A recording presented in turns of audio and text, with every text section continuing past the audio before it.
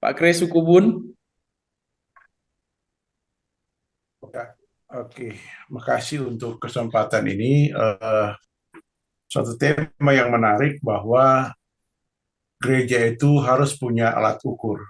Seperti seorang dokter punya alat ukur kesehatan, sehingga menjadi pelayanan tepat sasaran. Mengapa? Karena gereja itu harus pertama membina umat yang disebut sebagai yang sudah ditebus dengan darah Tuhan. Tentu orang-orang ini belum punya pengertian yang jelas tentang hidup bergereja seperti apa. Saya ingat kepada mimpi Yakub ya di dalam kitab Kejadian 32. Yakub ini rindu sekali menerima berkat kesulungan. Tetapi dia tidak tahu dari mana dia bisa melakukan berkat kesulungan ini. Sehingga waktu perjalanan dia lari tinggalkan rumah bapaknya ke negeri Haran, maka di situ dia mendapat mimpi tentang tangga sampai ke langit dan malaikat turun naik di tangga itu. Itu artinya bahwa untuk mendapat berkat kesulungan itu ada alat ukur pertumbuhan rohani dari mana ke mana gitu. Jadi umat itu dibina dari awal dari mana ke mana, dari selamat sampai berbuat seperti apa. Itu mesti sudah ada diagram pertumbuhan rohani. Sehingga ada klasifikasi orang-orang yang bertumbuh. Kalau enggak, nanti seperti ATM tadi, pola pikir kan, nah saya mau datang, mau diberkati aja. Tapi mau jadi berkat nggak bisa. Nah, untuk menjadi berkat, mesti dibina, diarahkan. Maka ada tim pengembalaan, ada tim konseling, tim pembina, supaya bisa mengarahkan. Sehingga seorang ini bisa, dia menjadi berkat kalau dia mengerti, oh ya Tuhan saya itu sifat seperti apa. Saya beri contoh lain, Keluaran pasal 3. Mengapa Musa itu siap menjadi berkat atau menjadi penyelamat bagi umat Yahudi di tanah Mesir? Karena dia mengenal sifat-sifat Tuhan dulu. Si Tuhan itu kudus, mendengar doa, Tuhan itu turun-temurun, Tuhan itu adalah maha kuasa, ya, dan ada. Jadi dia punya alat ukur rohani jelas gitu. Nah, untuk mendekatkan diri kepada Tuhan dia tahu caranya. Sehingga ada nama tabernakel Musa dari langkah halaman sampai ruang suci dan ruang maha kudus. Nah, seperti itu. Jadi ada alat ukur. Tentu saya tidak mengerti apakah uh, semua gereja punya itu, tapi saya punya alat ukur itu. Jadi orang dibina dari awal seperti apa. Tentu mengalami luka batin, karena tugas kita kan menyiapkan jalan bagi Tuhan. Tentu lembah-lembah ditimbun, bukit diratakan, yang baik luruskan, itu tugas seorang pembina rohani atau gembala atau tim pengembalaan. Nah, seperti itu. Sehingga kita nggak bisa salahkan jemaat. Jemaat kan perlu dibina.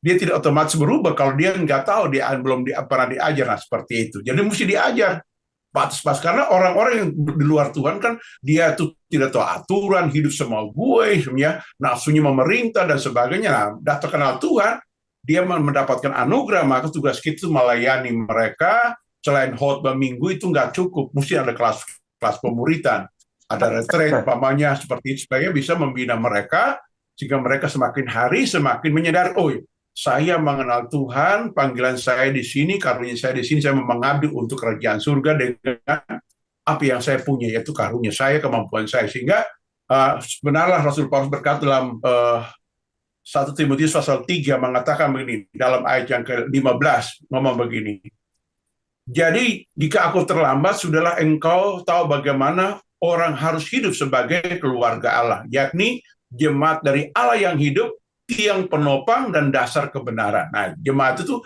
dia hidup dan dia tiang penopang, dia bukan tiang perongrong atau tiang bengkok, tidak, dia menopang. Bagaimana menopangnya?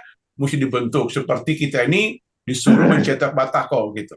Bikin porna batakonya ini, semen batako ukuran sekian, susun seperti ini, hingga Rasul berkata jemaat yang rapi tersusun bertumbuh ke arah kepenuhan Kristus. Nah, seperti itu. Pendapat saya sembilan dulu, sekian, terima kasih.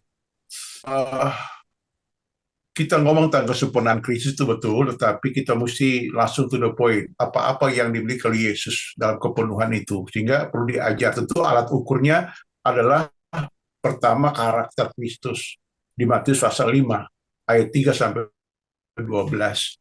Ada buah-buah roh, buah-buah kasih, itu karakter Kristus yang terpatri. Sehingga dalam mandi fellowshipin kan yang lalu sudah ngomong tentang buah-buah roh, itu sifat karakternya. Lalu ada juga yang lain disebut sebagai kemampuannya, yaitu karunia roh dan juga talenta bakat yang Tuhan berikan. Sehingga tatkala kita mengerti panggilan ini, ya tentu ya makanya alangkah bagusnya begini. Pembinaan umat itu berjenjang. Berjenjangnya apa? Mungkin ya ada semacam camp keluarga atau camp pria atau camp anak muda untuk membuka wawasan itu. Kalau enggak ya yang lelah hati, yang stres itu pendetanya, gembala dia depresi. Kenapa? Jemaat tuh nggak berubah ya, pikiran itu juga ya. Dari zaman komunisme, zaman sekarang begitu-begitu aja. Malah dia bukan jadi penopang, malah karena dia tidak ngerti itu. Nah, itulah masalah di situ. Jadi memang poin ini menarik ya, bagus ya, karena ya saya juga seorang gembala yang menggembalakan umat itu gampang-gampang sulit, merubah sapi gampang, ikat di bawah pohon kelapa, makan rumput situ diam.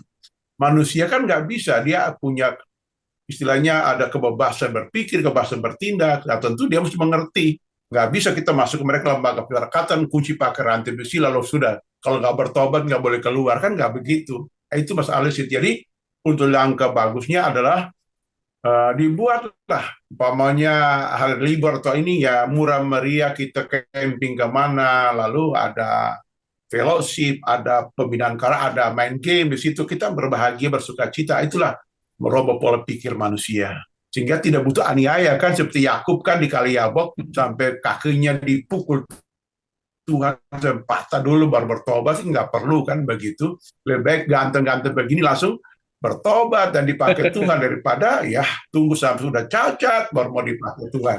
Kan begitu. Mantap Pak Kris. Parameter itu menjadi kata kunci yang bagus tuh. Gereja harusnya punya parameter. Sejauh mana sih orang kalau ke gereja kita dia betul-betul mengenal Tuhan, rohani. Oh, itu tidak mudah tapi harus kita upayakan.